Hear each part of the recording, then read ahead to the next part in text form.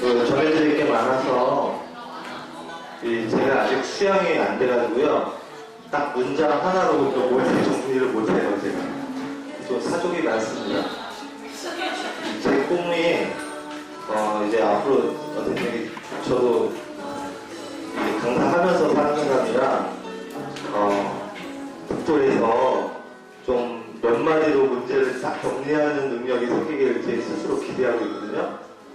이게요, 체력이 딸려요, 체력이. 선배님이 계신데 죄송스럽습니다만.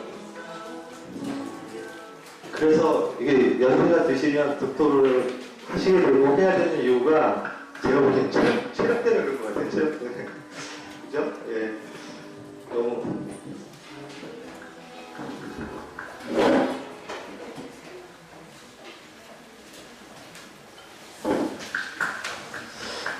자, 이 고민이 좀 있는데요. 슬라이드가 남은 게 있는데 교환 혜택도 해야 돼서 슬라이드 이제 설명을 그냥 사진 보듯이만 보고 넘어가도록 하겠습니다. 끝내고 교환으로 넘어갈게요.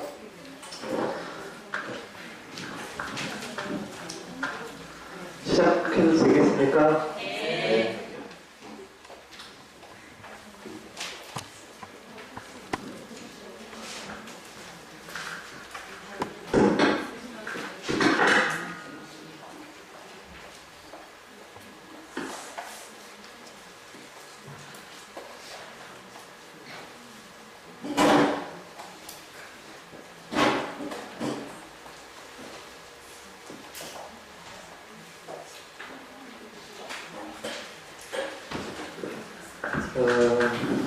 아까는 중학교 3학년 아이였고요.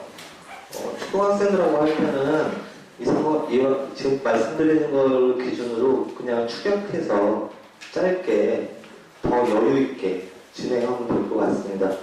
수업의 주제가 내용이 초등학생은 많으면 안 되잖아요. 그러니까 교환에도 잘 나와 있는 것 같더라고요. 이건 대학교 1학년 친구랑 같이 하는 겁니다. 문예창작과 다니던 지역 학교 학생인데요.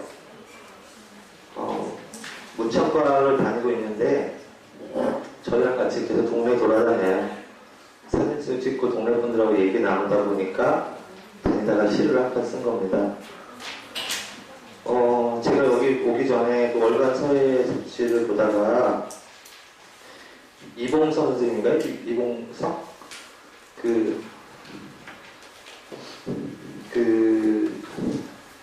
휴대폰을 찍어놨는데 소망이라는 시를 이렇게 적어놓으셨더라고요. 성악하시는 분인가 본데요. 의사한테 갔더니 의사가 자궁의 임신이라고 낙태하라고 해서 이 의사 못 믿겠다 싶어서 다른 병원 갔더니 좀 더 기다려봐야 된다고. 그래서 난 딸이 고3이 됐답니다. 그 실수했다가 그냥 딸 잃어버릴 거니까. 뭐 귀신이 와서도 무섭다고 간다는 고3은 이제 그 고통 세 가지가 있는 고통이다. 이제 그런 뜻인데 그 딸이 어머니 그분 부인이 그 딸이 생일날 이렇게 해줬답니다. 사람들은 천국에 가는 꿈을 꾸는데 천국은 죽어야만 갈 수 있는 거다. 죽음의 고통을 지나지 않고 천국을 만나지 않는 거라고 딸한테 설명해 줬대요. 그 얘기를 듣고 있자니 너무 좋더라 라는 시를 써놓으신 것 같습니다. 서예랑 성악하시는 분이신가 본데, 그러니까 서예랑 성악을 하시면서도 인생의 얘기를 시로 옮기시는 거예요. 살면서의 이야기거든요. 너무 따뜻하고 좋아서 휴대폰으로 찍어놨습니다. 6월호고요. 여기 소망이라는 시가 있더라고요. 그러니까 저는 제가 그저께 둘째를 낳았어요. 제가 낳은 건 아닌데 둘째 이름을 정해야 되잖아요. 사실 와이프가 지금 저기 아기 낳다가 수술이 좀 잘못돼가지고 병원에 누워있는데요. 다행히 안 죽었어요. 네, 그래서 저한테 더 느낌이 왔는지 모르겠습니다. 둘째 아이 이름이 은유예요. 은유법. 부모 마음대로 아이가 잘하지 않지만 저희가 바라는 건 아까 사유 말씀드렸죠. 아이가 시인같이 됐으면 좋겠다는 뜻으로 은유라고 지었어요. 이 세상 살아갈 때 다른 사람들에게 그런 이런 의미, 은유, 이 뜻들을 전해주는 사람이 됐으면 좋겠다는 식으로 정했거든요. 그래서 아마 우리 서예 하시는 분들은 아마 시적인 마음의 상태가 시인하고 유사하지 않으신가요? 그렇지 않으신가요? 글도 쓰셔야 되고 의미나 느낌을 다루셔야 되잖아요. 그리고 실제로 쓰시잖아요. 그죠? 시라고 안 부르시는 분들 계실지 모르지만 서예 하시다 보면 그 뜻을 담은 글을 쓰시게 되잖아요. 정각도 그렇지 않습니까? 글자의 의미를 담다 보니 정각이 되는 거 아닙니까? 그렇죠? 서각이나 정각이 뜻을 담기 위한 노력이죠. 그런 게. 그래서 아마 그게 다 시적인 것 같아요. 정각은 글자가 몇 글자 안 들어간다고 해서 그게 아니라 그 정각의 형태뿐만 아니라 그 정각의 재질이나 그 느낌, 타서 나오는 느낌 이런 거에 그 글자로는 안 보이는 시적 표현이 저는 있다고 생각하거든요. 여기 밑에 보니까 또 정각, 서각이라고 그러나요? 정각이 여기 해놨더라고요. 그래서 그 서예나 정각을 예를 들어 은유적으로 서예는 시다. 이게 이제 국어적으로는 은유법이잖아요. 그죠? 은유법이란 말이죠. 서예는 시다. 이렇게 만약 생각한다면 그 의미와 뜻을 담아야 되는 거잖아요. 그래서 시적인 것에 대한 그 표현이 전 되게 중요한 것 같고요. 그 시적 표현이 왜 중요하냐면 아까 선생님들이 쓰신 이거 같은 겁니다. 시에 되게 중요한 점은요. 자기 말이라는 거예요. 자기 말. 좀 유사한 말로는 혼잣말이기 때문에 그렇습니다. 무슨 얘기냐면요. 자기 언어를 가진 자와 자기 언어를 갖지 못한 자의 차이가 있을 수 있다는 거예요. 이분법이라는 건 좋은 비유가 아니지만 심각한 문제에 지금 이 사회가 봉착한 겁니다. 한나 아렌트라는 그 촉망받는 여성 문화 이론가가 있습니다. 이분은 뭐라고 표현했냐면요. 생각 없음과 생각 있음이 이 사회를 지배하고 있다 지금. 예? 굉장히 유명한 여자 문화 이론가라서 더 중요한 분입니다. 보통 남자들이 다 얘기를 했었거든요. 이 여자분의 표현이 굉장히 선명한 거예요. 요즘 시대를 이해할 때 두 가지를 이해할 수 있다. 생각 없음과 생각 있음의 차이다. 예를 들어 나치 아시죠? 독일 나치에 기여했던 독일 장교들이요. 낮에는 몇십 명, 몇백 명 죽였습니다. 저녁 때 집에 갔어요. 누가 있습니까, 집에? 가족들이 있죠. 어떻게 지낼까요? 다정하고 행복하게 지내는 거. 이걸 어떻게 설명할 거냐는 거예요. 이 아렌트라는 분이 질문 던진 겁니다. 여러분들에게. 저희가 전해드리는 거죠. 그런 질문을 받았을 때 생각 있음이 동원돼야 되는 시점이 되는 거잖아요. 우리가. 그죠? 그러니까 지나치다가 만난 돌멩이 하나가 근데 그런 아렌트 같은 외국 사람을 끌어올 필요도 없어요. 우리한테는 늘 질문이 왔습니다. 돌멩이가 나한테 맨날 물어봤거든요. 넌 날 보고 무슨 생각을 해?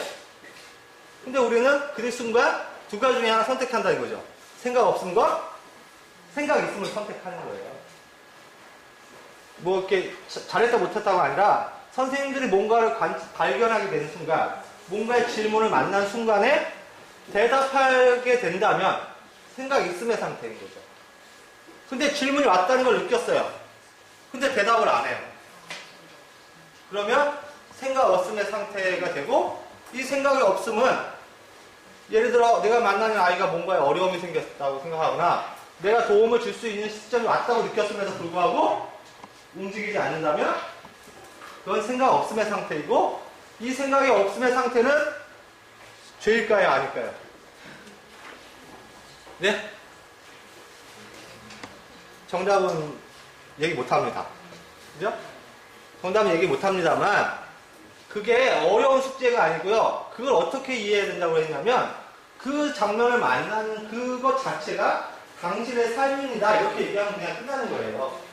누군가 제3자가 단죄하는 게 아니라고요. 3자가 평가하는 게 아니에요. 딴 사람이 평가하는 게 아니고 어떤 상황과 어떤 장면이 나한테 질문을 던지느냐 말을 던지냐는 누구만 알 수 있어요. 본인만 알 수 있는 거예요. 그래서 중요한 점은 본인의 생각이 있음을 스스로 느끼고 있느냐. 그리고 그것을 생각하는 것 자체가 시와 가깝다는 거죠, 시. 그래서 시인은요, 좋은 예술가는요, 지나치다가 무언가가 나한테 질문을 던지는 걸 그냥 지나치지 않죠. 그죠, 선생님? 그렇죠? 예술가는 가다가 뭘 만났는데 걔가 뭔가 나한테 말을 거는 것 같아요. 그러면 그냥 지나치지 않습니다. 맞습니까, 선생님? 예술가의 안내의 차이가 여기서 등장하는 게 같은 거예요. 내가 예술을 하고 있느냐 안 하고 있느냐는 잡지가 나를 인정해 주느냐 뭐 그런 문제가 아니라는 거죠. 내가 누군가의 어떤 사물과 환경과 사건이 나에게 말을 걸어왔을 때 내가 그것을 성실히 대답을 하느냐 내 생각으로. 네. 그런 얘기를 하는 게 이제 아레트라는 사람이고, 또 어떤 사람은 그런 대답을 하고 있는 상태가 이제 혼잣말의 상태고, 아이들은 그런 혼잣말을 하는 시기가 초등학교 들어가기 전에 등장을 합니다. 아무도 없는데 혼자 대화를 하고 있어요, 얘가. 그죠? 그 상태가 뭐냐면, 이 아이가 벌써 초등학교 들어가기 전부터 누군가 말을 걸어온다는 걸 안다는 거예요. 그리고 그거에 대해서 대답을 할 때 A, B, C가 똑같이 대답하는 게 아니라 자기 나름대로의 말로 대답을 한다는 거예요. 그래서 이 아이들에게 자기의 말을 가질 수 있도록 도와주는 게 시와 같은 수업이 해주는 일이거든요. 시를 잘 쓰게 도와주는 게 아니에요, 시 수업은. 자기 말을 갖게끔 도와주는 수업이거든요. 근데 그거랑 좀 연결이 돼 보이지 않나. 서희가요? 예. 저는 그런 느낌을 좀 받았어요. 그래서 길게 쓰지 않는다 하더라도 단어 하나를 가지고 감자 이렇게 딱 한다 하더라도 그것을 한 문장으로만 쓰면 국어 수업할 때도 끝납니다. 지역아동센터에서 애들 보고 한 페이지 쓰라고 하는 건 선생님이 나쁜 사람이에요, 그거는. 예, 저도 경험 되게 많거든요. 지역아동센터 경험 많습니다. 애들한테 한 바닥 써내라는 건 애들 공부하는 거예요. 근데 한 줄을 의미있게 쓰는 연습을 1년에 3, 4월에 시작하잖아요. 진짜 기적이 일어나는 거죠. 연말에 가면요. 최소한 반바닥은 써요. 그런데 첫 출발점에서 의미있게 한 단어, 한 문장 쓰는 훈련이 안 되고 넘어가면 1년이 지나도 똑같이 안 되는 겁니다. 그렇죠? 그렇겠죠? 그렇습니다. 예. 그래서 지금이 아이들이 시인이 아니더라도 나중에 자기 말을 갖고 살아갈 수 있는데 좀 이렇게 작은 하나에서부터 출발하는 게 좀 필요할 거라는 생각이 들고요. 이 친구는 이미 어른이 되었는데 돌아다니니까 할머니를 본 거예요. 이렇게. 이 친구가 자기가 직접 찍은 사진이에요. 그리고 나서 시를 쓰는 거죠. 한때는 세상을 힘차게 살았지만 뭐 지금은 더디게 가는 것 같지만 너무 많은 걸 짊어지는 것 같다. 요즘 뜨는 말이 그거 있잖아요. 누군가요? 옮겨 쓰신 분 누구죠? 박홍신님 그거 인용 제일 많이 되는 게 그거잖아요. 너희의 젊음이 너희 스스로 노력해서 만든 것이 아닌 것처럼 우리가 늙은 것은 우리의 죄로 늙은 게 아니다. 예? 인생 얘기거든요. 젊은이들은 예. 아마 이제 그런 인생을 느끼게 된 것 같아요. 할머니를 보는 거. 자, 이건 동네 아주머니들 수업인데요. 비슷합니다. 동네 곳곳을 혼자 돌아다니고 혼자 생각한 걸 글로 씁니다. 그래가지고 이제 사진과 글로 동영상을 만드는 건데요. 시간을 넘어가겠습니다. 자, 구리문화예술 교육할 때의 사례입니다. 지역 동네 사진을 직접 나와서 찍고요. 또 이제 사진에다 비닐을 올려서 따라 그리게 시켜요. 따라서 그리니까 이게 표절일까요? 아니에요. 따라서 그리는 건 도움을 받는 거고, 그림이 이제 자기 언어를 찾듯이 자기 그림 스타일을 찾는 데 도움을 주는 거거든요. 베껴 그리기 방식이 무조건 나쁜 건 아닙니다. 그죠? 서예도 그럴 때 있잖아요. 그죠? 올려놓고서 따라서 그려볼 때 있잖아요. 같은 기법인 거예요. 이게요. 아저씨가 이렇게 그림 잘 그리시죠. 여기다가 이게 제가 만들어 놓은 방법이랑 전국에서 퍼졌는데, 이게 카피본하고 원판하고 다른 점이 있습니다. 이 그림이. 이겁니다, 이거. 다른 분들은 화자가 등장하도록 그리는 방법을 잘 모르세요. 제가 왜냐면 이거 잘 안 가르쳐 드렸거든요. 요거 배경만 따라 그립니다. 이건 무슨 차이가 있습니까? 화자가 등장하면서 이 그림의 이야기의 신뢰도랑 스토리 전개가 있을 것 같은 느낌을 확 주죠. 이거 없으면 어떻게 보여요? 화자가 없으면. 그러니까 이게 사람이 중요한 거예요. 화자가, 이야기해주는 사람, 스토리텔러가 그 사람의 인생에 그 사람의 의미가 중요하다는 걸 이제 알려주는 거죠. 아이들하고 할 때 이제 써있는 아이들은 이 그림을 아이들한테 딱 나눠줬습니다. 뭐 하라고 나눠줬을까요? 이 실제 아까 2003년도에 동네에 있던 공간입니다. 네가 원하는 공간으로 그림을 그려봐. 시간이 지났는데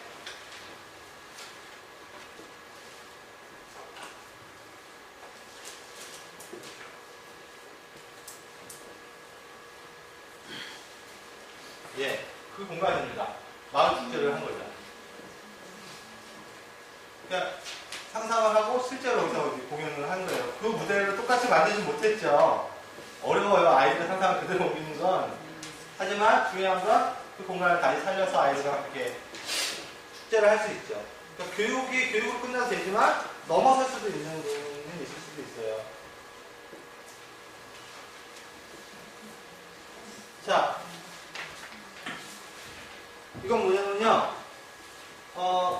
그 동네 사진, 가난한 동네 사진을 찍어서 메모지를 만들어요. 근데 특징은 밑에 장, 위에 장이 있어요. 그 이유가 있어요. 종이가 한 장 있으면 이 평면이거든요. 근데 이게 접어요, 방으로. 너무 안 가죠. 이렇게 하면 이게 무슨 모양, 이건 무슨 모양 닮았습니까? 지붕. 이렇게 하면 벽이죠. 출발이 단순한데 이걸 발견하는 게 되게 어려운 거예요. 그걸 발견하니까 그걸 가지고 각자 집을 만들어요. 내 집만 만들면 끝난 거네? 아니요. 이렇게 모아놓으면 마을을 만들 수 있어요. 그래서 같이 마을에 대한 얘기를 하는데 이게 하루 만에 만들어지는 것들이거든요. 이 뒤에 부분에 이따 교환 볼때 나옵니다. 꽃이 있습니다. 꽃을 관찰하고 우리가 어떤 문화예술 교육을 만들 수 있을까요? 생각해 보는 거예요.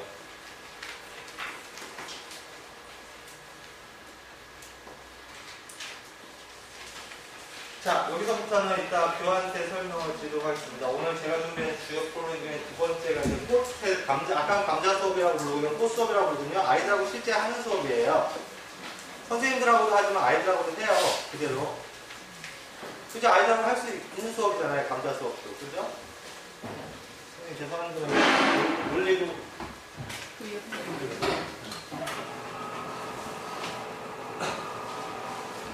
네, 커피 잘 마셨고요. 이것도 잘 마시겠습니다.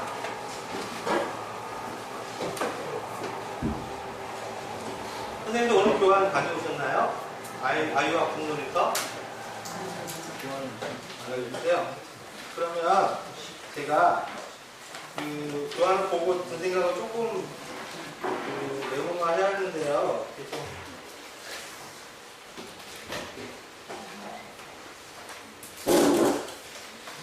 교환 내용 저는 보면서요, 그 사전에 제가 보고 왔고 또 내려오면서 버스에서 보고 왔거든요.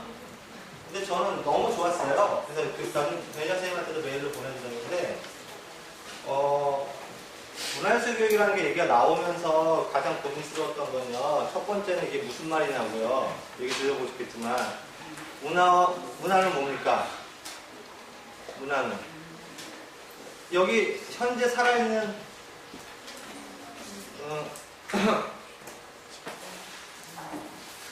간식 시간인가요?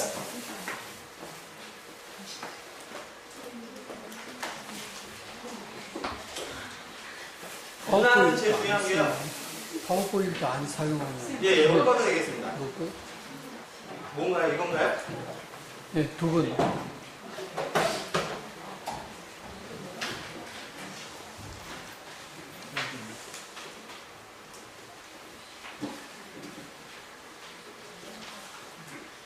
원론적인 거 말씀드리는 게 아니고요. 문화는 지금이 중요한 거예요. 그러니까 전통문화라고 얘기하는 거에서 약간 좀 그 정리해 볼 필요가 있는 게요. 원래 문화라는 말은 현재만 의미합니다. 과거까지 포함하면 문명이 되는 거고요. 근데 우리나라에는 실제 전통문화라는 말이 있잖아요. 그죠? 이것이 숙제예요. 무슨 얘기냐면 과거로부터 내려온 과거의 문화였던 거. 그러니까 전통문화라는 말이 잘못됐다는 얘기가 아니고요. 과거의 그 시대의 문화였던 거. 그죠? 뭐 수사체가 있으면 김정희 씨가 있었던 그 시대의 문화가 반영되잖아요. 그렇죠? 그런 것처럼 그 시대마다의 문화가 있으면 우리가 공부하고 인정하는 거예요. 근데 남는 숙제는 뭐냐면 지금 시대의 문화를 어떻게 할 거냐는 거예요. 근데 현재적인 거라서 과거가 중요한 게 아니라 문명이든 인류라는 말을 쓰면 인간은 그 문화를 계속 연속해 가는 거거든요. 그래서 연속해 가서 과거가 되게 중요해요. 근데 과거의 중요성만큼 현재의 삶, 혼자만의 삶이 아니라 함께 살아가는 삶, 그러니까 여러 사람들이 함께 살아가면서 만들어지는 모든 행위 양식들, 생활 양식이 문화잖아요. 그죠? 교류되면서 만들어집니다. 그래서 현재를 함께 살아가는 사람들이 주고받는 모든 걸 문화라고 하거든요. 그래서 과거의 정통으로서 가져온 것도 지금의 현재에 이것을 어떻게 나눌 것인가의 문제가 문화적 고민이라는 거죠. 두 번째는 예술에 대한 고민을 아까 말씀드렸습니다. 삶과 인간의 삶에 대해서, 인간의 삶과 삶의 의미에 대해서 기념하는 자가 필요한 거예요. 삶을 기념하는 자. 이게 예술가잖아요.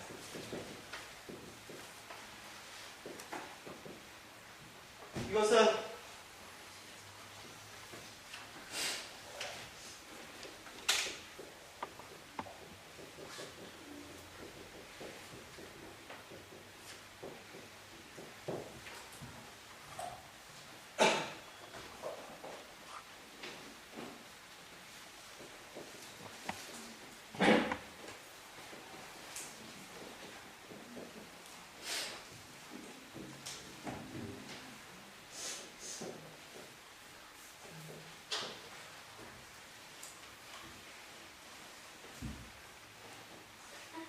네, 제가 생각하는 축약된 말은 이런 겁니다.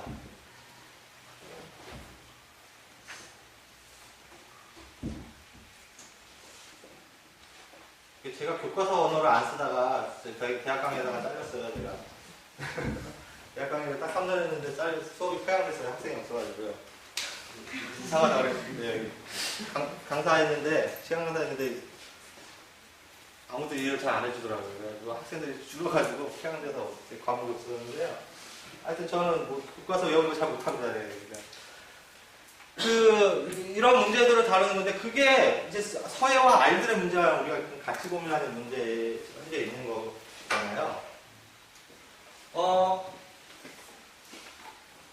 무슨 말씀을 좀 드리려고 했습니다. 근데 이와 같은, 그래서 그 어떤 뭔가의 지금의 문화예술 교육은요, 이 문제를 같이 고민하고 있는 상태예요. 근데,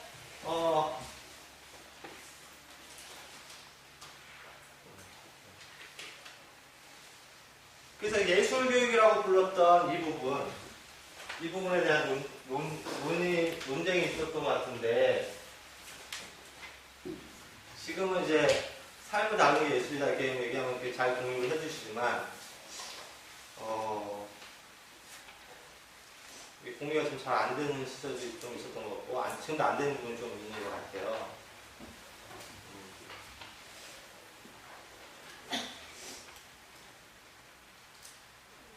예, 지금 제가 고민하는 이유는 그렇습니다. 교환 얘기를 한다고 해놓고 지금 제 언어로 넘어왔잖아요. 제가 이 교환 얘기를 할지 제 언어로 갈지 지금 고민하는 시간입니다. 지금 시점입니다. 말씀을 못 드리는 이유는. 이 교환이 굉장히 좋았는데 그게 바로 이제 이런 고민들을 같이 담고 있었기 때문에 좋은 거거든요. 그러니까 서예를 하는데 왜 첫 번째 시간에 자기소개 수업 1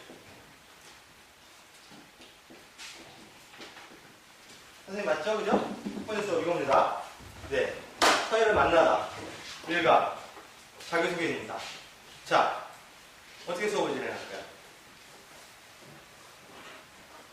백지 상태입니다. 인생을 살다 보니 오늘 아이들과 이 수업을 해야 되는 아이가 찾아와 버렸어요. 아이들과 이 수업을 해야 돼요. 어떻게 이미 진행하셨었죠? 그죠? 그 사례 발표와 축제를 며칠 후에 하시죠? 그죠? 11월 14일에 디스플레이 하시죠? 그죠? 근데 제가 이 자기소개를 하는데 여기에서 이제 저도 매번 수업을 이 수업부터 시작할 수밖에 없어요. 아까 단독이라고 말씀드렸지만 우리가 인간과 삶에 대한 얘기를 하는 수업이기 때문에 자기소개를 해야 됩니다. 네, 너는 누구니? 라는 질문을 하는 거거든요. 근데 이날 수업을 저도 여러 번 할 때마다 매번 고민스러워요. 왜냐하면 자기소개하라면 자기소개 잘 안 하잖아요. 그죠? 예. 아이들 자기소개하라고 그러면 뭐 합니까? 선생님, 어디까지 기대하시나요? 자기소개 뭐 할까요? 이름. 그냥 뭐 합니까? 네? 나이. 또 뭐 있습니까? 하고 있는 일, 네? 하고 있는 일, 일이요? 일, 네, 그렇죠. 지식, 아이들도 일이 있지만 어른들도 일이 있으시죠. 또 사는 거, 사는 곳. 또 뭐가 있습니까? 또 들어가는 가족의 취미. 관계 얘기하셨는데 어떤 관계요? 가족 관계, 친구 관계, 연인 관계요? 네. 좋습니다. 이거 왜 물어보고 왜 대답할까요? 중요하기 때문이라는 거죠. 그죠? 이거를 나중에 한번 쭉 써놔 보시면 선생님들이 이걸 메모해보신 선생님과 메모 안 해보신 선생님이 차이가 납니다. 그죠? 왜냐면 질문을 할 수 있게 돼요. 이런 거 메모하신 선생님은 아이들한테 뭘 물어볼지, 너를 소개하는 데 있어서 뭘 물어볼지가 쫙 떠올라요, 리스트가. 근데 고민을 안 해보고 수업에 들어가면요. 자기소개해보세요. 저는 이름이 김개똥이고요. 됐어요? 그러면 그 다음부터 끝이에요. 그죠? 그리고 어떤 애가 저요 발표 저 잘해요. 그래서 얘기합니다. 저는 김개똥이고요. 서영초등학교 3학년 2반 몇 번이고요. 네, 그래요. 뭐 해보시는 그죠? 끝납니다. 열심히 하겠다는 애가. 그럼 선생님 뭐라고 합니까? 그래, 너 발표 잘했어. 그래, 너 가족은 어떻게 돼? 너희 가족은 어떻게 돼? 그래서 물어보게 되잖아요. 근데 이제 두 가지 중에 하나일 것 같아요. 하나는, 그래서 저희 가족은 엄마, 아빠 있고요. 뭐 동생 있고, 이렇게 대답하는 친구가 있을 수도 있고, 때로는 그때 대답을 안 하는 친구가 있어요. 가족 얘기에 싫어하는 친구도 있고, 대답을 안 하는 친구도 있습니다. 일부러 멈추는 경우도 있어요. 근데 그런 어려움이 있는 걸 말고 어려움이 있다고 해도 가족 소개를 하는 것이 당당해져야 되겠죠. 그러니까 선생님이 가족에 대해서 질문하면 또 가족에 대해서 대답이 나올 겁니다. 근데 선생님들이 못 물어보는 것 중에 하나 두려운 게 있어요. 이거 잘 못 물어봐요. 왠지 아시죠? 물어봐봤자 그 동네를 모르면 물어보려면 알아요. 그죠? 익산에 무슨 동에 선생님들이 사시는 동과 서울에 사시는 선생님들도 꽤 계시죠? 그죠? 자기가 그 동네에 대해서 모르면 사는 곳에 대해서 잘 알기 어렵습니다. 그러면 선생님은 질문하는 상태로 바뀌어야 되겠죠. 사는 곳에 대해서 설명 좀 해줘봐. 선생님은 잘 몰라. 이러면서 이제 대화가 시작될 수도 있습니다. 근데 이제 여기까지는 괜찮은데요. 소개를 하실 때 두 가지 다른 심화 과정으로 넘어가는 경우가 생길 수 있습니다. 하나는요. 이름이 누구라고 얘기를 했어요. 예를 들면 이제 그저께 태어난 제 딸이 이름이 이렇게 됐으니까요. 예, 호은유로 했습니다. 제가 실제로 지역환경센터에서 수업을 하다가 벌어진 일인데요. 첫 수업이 자기소개 시간이었는데, 선생님은 말이야, 우리 딸이 은유라는 애야. 첫 번째는 송현이라는 애거든요. 소나무 송자에 시냇물 연자를 써서 시냇물이 흐르는 곳에 서 있는 소나무예요. 예, 아빠가 좀 이상한 사람이라 이름이 이상하게 져요. 그래서 설명을 했습니다. 그래서 자연도 하고 고든 정신을 가졌으면 좋겠다고 지은 이름이야. 그리고서 물어봤습니다. 너는 이름이 뭐니? 그랬더니 이름을 얘기해요. 너는 이름의 뜻이 뭐야? 지역환경센터 아이들한테 자기 이름 뜻 물어보십시오. 최소 50% 이상은 자기 이름 뜻을 모릅니다. 한자 뜻을 모릅니다. 그게 어디서부터 비롯된 겁니까? 그의 성장에서의 가정 환경이나, 그죠? 그 선생님들을 만나기 전까지 아무도 그 아이에게 그 이름의 의미를 해석하는 의미가 아니고요. 그러니까 그게 이렇게 한자 뜻을 해석하는 거 말고 누군가 의미를 담아서 이름을 지어줬을 거 아니에요. 그 자기 이름의 의미 삼고 살라고 이름을 지어주는 거 아닙니까? 실제로 가서 한번 해보세요. 자기 이름 뜻을 대부분 모릅니다. 그래서 그 순간 수업을 바꾼 거예요. 그냥 다른 프로그램이 있었는데, 그래서 같이 참가한 멘토 선생님들이 계셨어요. 엄마 자원봉사자분들이. 그래서 엄마들부터 다시 시작했어요. 저도 제 이름부터 다시 시작했어요. 제 딸은 이제 도입부에 동기화 기법이라고 해서 하나의 사례를 갖다 써서 아이들 얘기하는 시간이었는데, 애들이 대부분 다 침묵하고 있기 때문에, 왜냐하면 이름 뜻을 애들도 아는 거예요. 내가 이름 뜻을 모르고 있고, 모르는 이유가 가정이 불안정하다는 것까지 자기가 다 느낍니다. 내가 이거 왜 모르지? 애들이 충격받아가지고 장난도 못 쳐요. 장난이 엄청 심하게 치는 애들인데 그 순간 다 멈춰버렸어요.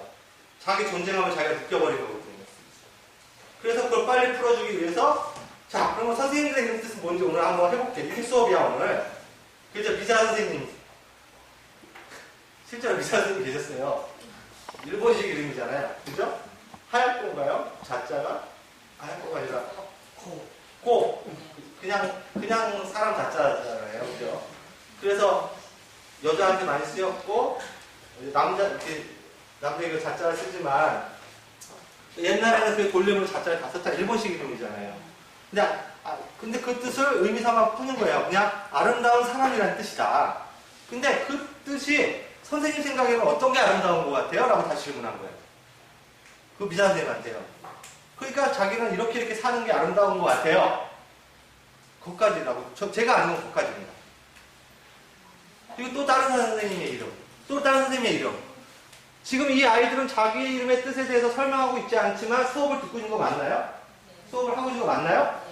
맞다는 거죠.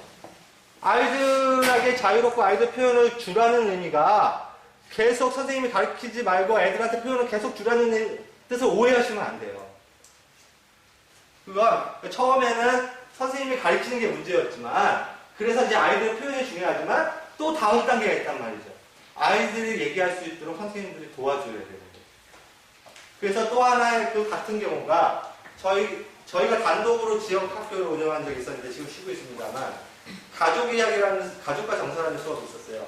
아이들한테 가족 이야기를 하는 수업에 준비를 하려고 했더니 교사단에서 이제 부정적 의견들이 나온 거예요.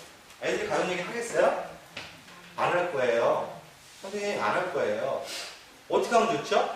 어떻게 하면 아이들이 가족 얘기를 스스로 얘기할 수 있도록 할 수 있을까요? 고민해서 회의를 몇 시간 동안 했습니다. 나온 답은 처음 시간에 그 가족 수업 내 가족에 대한 발표를 시키지 않기로 했어요. 첫 번째 수업날 가족 발표를 할 사람들은 누구냐면 선생님들이라고. 선생님들. 그래서 저희는 이제 교사단이 많았었거든요. 선생님들이 한 살씩 들어가실 때 힘드신 게 맞아요. 이제 저희는 그런 거에 좀 어려움을 극복하기 위해서 저희는 일단 문화예술 교육 있기 전에니까요. 교사단을 지역에서 뿌려요. 이제 사람들을. 그러면 집단으로 들어가요. 왜냐면 환경 조성을 해야 이제 까부지 못하거든요. 어른들 숫자가 많아야. 그래서 좋은 공부방 재활용센터에서 좋은 느낌이 드는 건 공부방 교사들이 다 같이 들어온다거나 엄마 자원봉사자들이 들어온다거나 이런 거거든요. 이런 것들도 선생님들이 요구할 수 있는 분위기나 상황이라면 요구하셔야 돼요. 그것도 교육의 일부예요. 혼자 감당하는 게 아니고요. 환경적 접근을 해야 된다니까요. 그래서 다른 프로젝트랑 공부방에서 다른 프로젝트 연결하면요. 그걸 뭐 멘토링 프로그램이든 자원봉사 프로그램이든 그래서 공부방 엄마 학부모 참여 프로그램이든 이렇게 연결시켜주세요. 그렇게 얘기하세요. 그러면 선생님들의 교육과 그런 프로젝트를 연결해서 자원도 풍부해지고 같이 진행하는 게 되게 중요한 거예요. 엄마들도 그 시간에 돌아가면서 자기 자녀 포함해서 친구들 같이 봐주면 좋은 교육적 경험이 되잖아요. 근데 자꾸 이게 프로그램을 널려만 놓고 통합이 안 되잖아요. 그러면 에너지만 많이 쓰고 효율성이 떨어져요.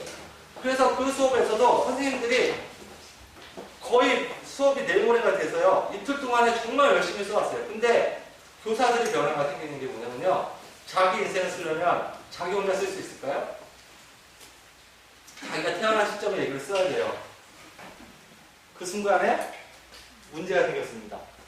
내가 내 1살, 2살 때의 상황을 잘 모르는 거예요. 어떻게 하게 됩니까? 선생님의 부모님들에게 인터뷰를 하게 됩니다. 물어보게 된다고요. 아, 그래서 선생님들이 먼저 느끼는 겁니다. 나의 인생이라 하더라도 내가 잘 모르는 부분은 다시 누군가에게 물어봐야 되겠구나. 그래서 아주 정리를 해서 말씀드리면, 그래서 그 다음 시간에 아이들이 자기 이름 뜻을 가족한테 물어서 오는 게 숙제였어요. 그래도 여전히 반토막이죠. 반은 물어서 오지만 반은 여전히 그래서 숙제 검사를 세게는 못해요. 한두 준비해오는 건 갈까 얼른 넘어가야 되니까. 자, 그게 방법을 넘어서 왜 중요한가?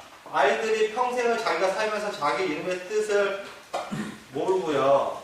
아르바이트에 나가거나 공부를 하면 성취도가 나오겠습니까? 그죠?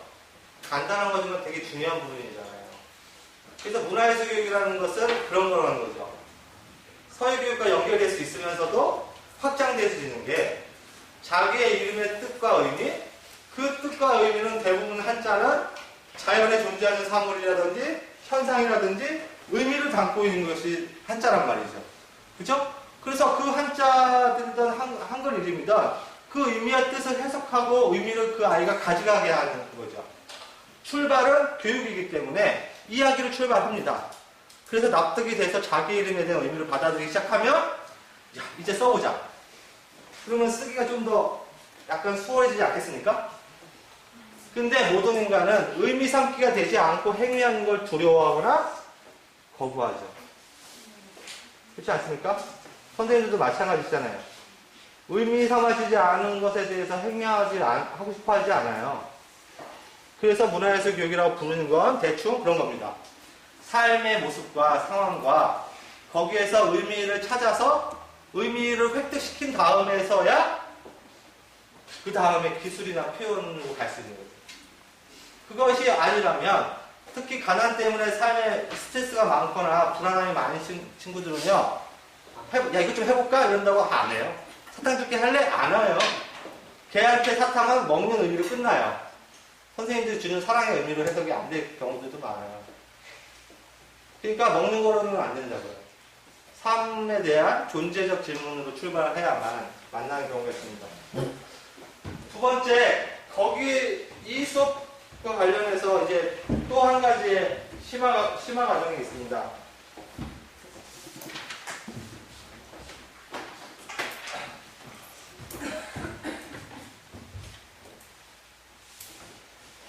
자, 자기소개를 해보세요. 이름, 그래요. 나이는 몇 학년이구나. 학교는 어디구나. 너는 어떤 공부 좋아해? 아, 그렇구나. 가족, 그래? 그래. 너 취미가 있어? 취미 되게 좋은 거지. 재밌겠다. 취미는 사람한테 되게 중요한 거야. 얼핏한 얘기만 그런 식으로 얘기하는 게 되게 중요하죠. 그럼 다른 애들 들어요. 취미가 되게 중요하다고 선생님 얘기하면 난 취미가 없는데. 옆에 친구가요.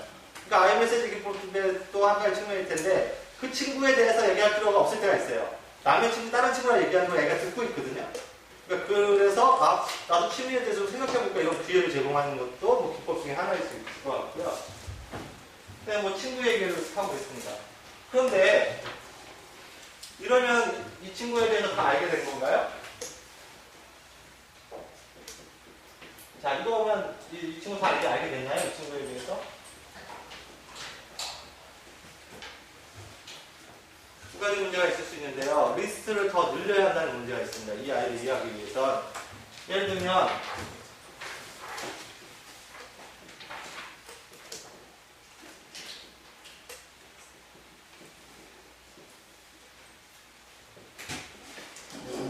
뭐 이런 것들이죠. 너의 꿈은 어떤 거야? 너의 사랑은 어떤 거니? 너는 뭐가 싶고 너는 뭐가 싫어? 너는 뭐 몸에 어떤 특징이 있어? 몸이라는 생김새 특징만 얘기하는 게 아닙니다. 뭐에 대해서 알러지가 있는 친구들도 있고요. 음식에 대한 알러지가 있는 친구들도 있고요. 자기는 몸이 약간 불편하거나 좀 그런 친구들도 있어요. 어디가 불편하거나 뭐 감기가 잘 걸린다든지 뭐 춥거나 더운 거에 좀 이렇게 적응이 안 된다든지 이 정도까지는 좀 알아야 이 친구에 대한 이해를 할 수 있죠. 그래서 자기소개 수업 시간은 시간이 계속 늘어날 수도 있어요. 이런 거에 대한 얘기를 하더라고요. 근데 이제 그 다음에는 그래 우리가 얘기를 다 했는데 그러면 이 얘기들은 왜 한 걸까? 뭐 이제 그런 시점이 오기도 합니다. 약간 숨차네. 자, 제가요 약간 기운이 딸려서요 사족 없이 그냥 설명드릴게요. 사족은 이제 또 편하실 수도 있겠네요. 자, 저랑 지금 그림을 하나가 따라 그리실 겁니다. 아이고 수업 똑같이 합니다. 똑같이 하는 거 따라서 하는 겁니다. 이건 따라서 해야 돼요. 하기 싫어도 따라서 해야 돼요. 애들한테 이렇게 얘기합니다. 이건 이상하게 의미를 먼저 얘기 못해요. 따라서 해주세요. 펜을 들고요. 종이에 타원을 하나 그립니다. 밑에서 위로 그리는 타원을 그립니다.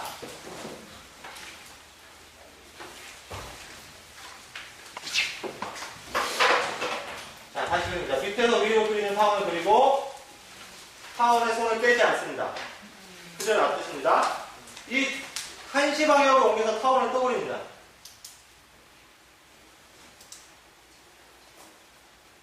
세시 방향으로 또 손을 떼지 않고 타원을 떠올립니다. 잘 안 되실 수도 있습니다. 옆에 분이 도와주세요. 그리고 뭐 5시 방향, 6시나 7시 방향, 한복 꼬꾸리 그리기라고 합니다.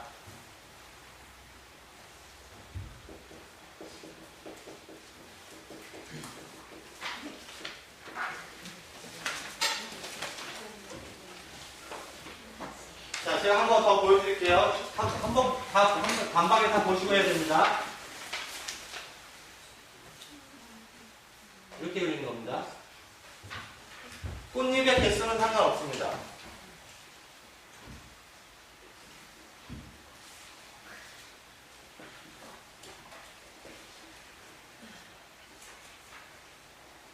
시간상 원래는 제가 한 분 한 분 검사 다 가는데요. 시간상 넘어가니까 옆에 분이 좀 봐주세요. 자, 이 수업을 언제 하냐면요. 자기 소개 시간에 아예 이걸 안 하고 출발하기도 합니다. 이걸 다 안 하고요. 자, 이걸 먼저 그려봅시다. 왜요? 그냥 그려봐. 몰라. 난 몰라. 그냥 그려봐. 그래서 이제 근데 이게 묘한 매력이 있어요. 이걸 따라서 그리게 되는 약간 매력이 있어요. 이 그림이. 그런 거 좀 느끼시는 분 계세요? 이게 약간 묘하죠? 이게 신체랑 연결해서 뭔가를 한다는 게 말로 설명 안 돼도 느껴지는 경우가 있는데 그 중에 하나인데요. 그렇으면, 자, 이거 가운데다가 뭐라고 쓰냐면, 나라고 쓰는 거예요, 여러분. 나라고 씁니다. 자, 그럼 나를 설명하기 위해서 필요한 것들이 있을 텐데요. 나를 설명할 수 있는 것들이 뭐가 있을까요? 그러면 아이들이 이름이야 얘기하잖아요. 좋아요. 그래, 맞아요. 그런 거예요, 이름. 자, 이와 같이 자기를 소개할 수 있는 무엇인가에 대한 단어들을요, 꽃잎에 적으세요. 그렇게 얘기합니다. 그러면 아까 얘기하신 것들이 이리로 옮겨지는 거예요. 뭐뭐 있었어요? 가족도 있었고, 친구도 있었고, 그죠? 사는 곳도 있었고, 여기에 아주 적어보라는 거예요. 선생님들도 한번 적어보십시오.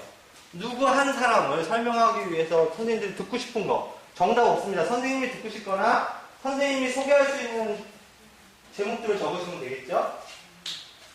100% 다 똑같을 수는 없습니다. 사람마다. 뒤에서 잘 안 보이시죠? 자, 한 분만 도움을 받겠습니다. 우리 후배 젊은 선생님들 중에 다 쓰신 분 계십니까? 선생님 좀 도움을 좀 받아볼게요. 선생님 그 꽃잎을 보시고요. 그 메모에 대해서 간략하게만 프라이버시가 있을 수 있으니까 그 단어를 조금씩만 설명해 주시면 됩니다. 이런 거를. 예. 선생님 소개를 한번 들어보겠습니다. 간단하게만. 괜찮으시겠어요? 다 아직 안 예. 괜찮습니다. 이게 강사분들 수업이라 부탁을 좀 드릴게요. 이름은 이청미이고요. 나이는 28살이고요. 가족은 부모님과 언니와 저 이렇게 있습니다. 친구라고 썼는데 친구는 아직 뭐 여러 명, 가장 친한 친구는 박선영이라는 친구가 있고요. 주소는 지금 사는 곳은 경북 군산입니다. 특징적인 외모라고 썼는데요. 특징적인 외모는 조금 차가운 이미지를 가지고 있는 거고요. 제 호는 지우이고요. 마지막으로 성격은 활발한 성격을 가지고 있습니다. 고맙습니다. 네. 앞서부터 진행하는 게 좋지만 이것부터 수업할 수밖에 없는 상황이 이뤘을 때 이걸로 하면 좋은 점이 있죠. 아이들이 뭐 자기의 어떤 부분을 먼저 소개할 것인가를 미리 점검해 놓게 되거든요. 그래서 아이들이 누구는 발표 잘하고 못하고 편차를 약간 줄여줄 수 있고요. 자기가 발표할 것과 안 할 것을 자기가 정리해서 선택할 수 있는 시간을 제공을 해요. 그거 이외의 효과는 뭐가 있을까요? 약간 추상적 의미도 좀 발생하죠. 뭐 하나만 가지고 날 설명할 수 있는 게 아니라 여러 가지를 설명해야 되고 그것과 그것은 겹쳐있는 부분들이 있죠. 겹쳐있는 부분들이 있잖아요.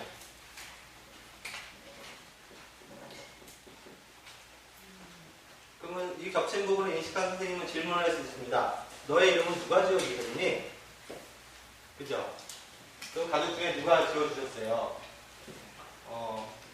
그 다음에 뭐 사는 곳이었지만 경우에 따라 결국 다르겠습니다만 꿈을 적은 친구가 있다면 꿈과 성격은 어떻게 연결되어 있는지 이걸 선생님이 좀 나름대로 질문하실 수 있는 영역이 생기게. 그리고 제가 가르치는 아이들은 심각한 수준에까지 수업을 합니다.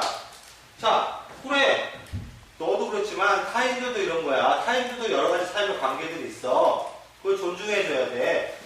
친구도 있고요. 꿈도 있고 성격도 있고요. 학습도 있고요. 일도 있고 뭐 그래요. 돈? 그래, 돈도 필요하겠지. 근데 돈만 가지고는 안 되잖아. 나머지 또 있어야 되잖아.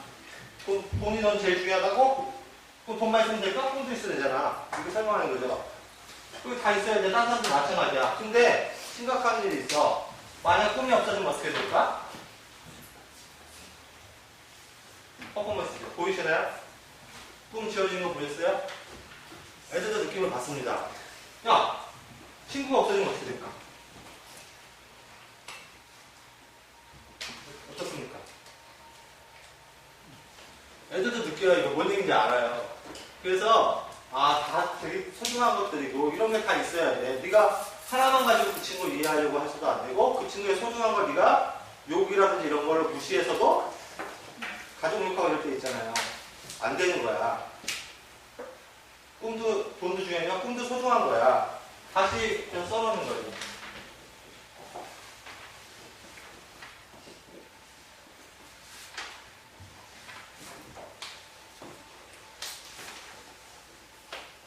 그냥 제 경우를 말씀드렸습니다. 하지만 자랑스러운 건 이 한국 프림의 개발자는 저입니다. 제가 나중에 만약 교과서를 쓰면 지원센터에 혹시 복지교사, 학용교사 교재를 지원센터에 있는지 한번 물어보세요. 이게 각 지원센터에 배포된 미술교재거든요. 정식 출판은 아니지만 이거 제가 써서 전국의 지원센터에 나눠준 자료예요. 그래서 여기에 보면 이 내용이 담겨져 있습니다. 사실하는 게 아니라 지원센터 센터에 가서 찾아보시라는 거죠. 예.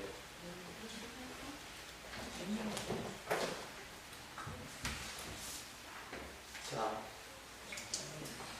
아마 이제 시간이 허락된 것도 그렇고요. 전체 교육과정에 대한 크리틱은 좀 어렵겠지만 이제 한 가지가 정도 남은 것 같습니다. 어떤 거냐면요. 그 교재에 보시면 이제 동화에 대한 내용이 나옵니다.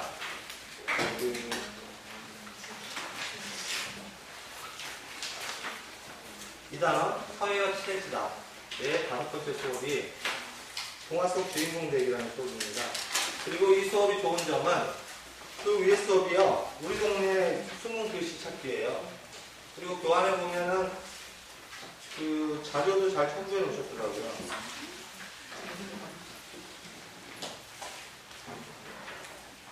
교환의 네 번째 수업, 우리 집 근처의 글씨 찾기 수업에 자료로 제공되어 있는 거더라고요. 저는 이런 게 너무 좋았어요. 글씨, 그러니까 생활 속의 글씨 찾기 수업이잖아요, 전반적으로. 근데 그런 거 증거를 찾는 거죠. 무슨 얘기냐면요, 이거 교환에서 제공된 요거 가지고 수업하시면 애들 감흥 안 받아요. 선생님들 어떻게 하셔야 됩니까? 그 근처, 동네 근처에서 그 지역아동센터 근처에 가서 사진을 직접 찍어 오셔서 수업을 해야 수업의 효과가 쫙 올라갑니다. 무슨 얘기인지 아시죠? 아, 저 거기 알아요. 거기 뭐 하는 데예요? 거거 우리, 심지어 이런 일이 생겨요. 그거 우리 집인데요? 그러면요, 인간이 사는 게 그런 거예요. 그러면 수업 효과가 200배, 300배 올라가는데요. 학교 수업처럼 요 교재를 똑같이 쓰잖아요. 특히 지역아동센터에도 감흥 없어요. 그래서요, 우리 동네도 아니잖아요. 나 몰라요. 그러니까 이런 숨겨진 것 같지만 그러니까 정당한 사유들을 잘 찾아서 직접 사진을 찍어보시길 바라겠고요. 그래서 뒤에 나오는 동아에게에 대한 제 의견 좀 말씀을 드릴게요. 그러면 동화 속 주인공 찾기라는 수업이 있는데